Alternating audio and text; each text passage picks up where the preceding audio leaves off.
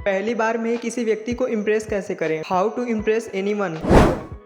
जैसे आप किसी बड़े दुकान पर गए, वहां आप देखेंगे कि उस दुकान का मालिक अपने कस्टमर से इतने अच्छे से बात करता है कि कस्टमर उस दुकान से सामान लेने के लिए मजबूर हो जाता है, भले ही वो सामान थोड़ा महंगा क्यों ना हो। तो आज की वीडियो में हम आपको चाणक्य की कुछ ऐसी नीतियां बताएंगे, कुछ ऐसे नियम बताएंगे जिसे सुनने के बाद किसी भी व्यक्ति को आप एक बार में इम्प्रेस कर सकते हैं। तो चलिए बिना किसी देरी के वीडियो को स्टार्ट करते हैं। चाणक्य कहते हैं कि किसी व्यक्ति को इम्प्रेस करने के लिए विनम्रता पूर्वक से पेश आए। अब विनम्रता से पेश आने का मतलब क्या है, समझिए। विनम्रता से पेश आने का मतलब ये है कि सामने वाले की बातों को आप ध्यान से सुने कि वो आखिर आपसे कहना क्या चाह रहा है और उनकी बातों का सम्मान करें। कई बार ऐसा होता है कि पति पत्नी में कोई आपसी बात होता है, जैसे पत्नी ने अपने पति से कोई बात कही तो उसका पति उस बात को टाल देता है और अपने पत्नी के बात को काट देता है, जो कि ये बहुत ही गलत बात है। इसलिए आप अपने पत्नी से प्यार से पेश आएं और उनकी बातों का सम्मान करें, जिससे कि आप अपने पत्नी के नजरों में महान बन सकते हैं और इससे वो आपको इज्जत भी देगी। अब दूसरा, मान लीजिए कि आप रास्ते से जा रहे हैं और उधर से आपका दोस्त आ रहा है और मान लीजिए कि आपका दोस्त सांवला है। अब उसे आपको इम्प्रेस करना है, तो कैसे करेंगे?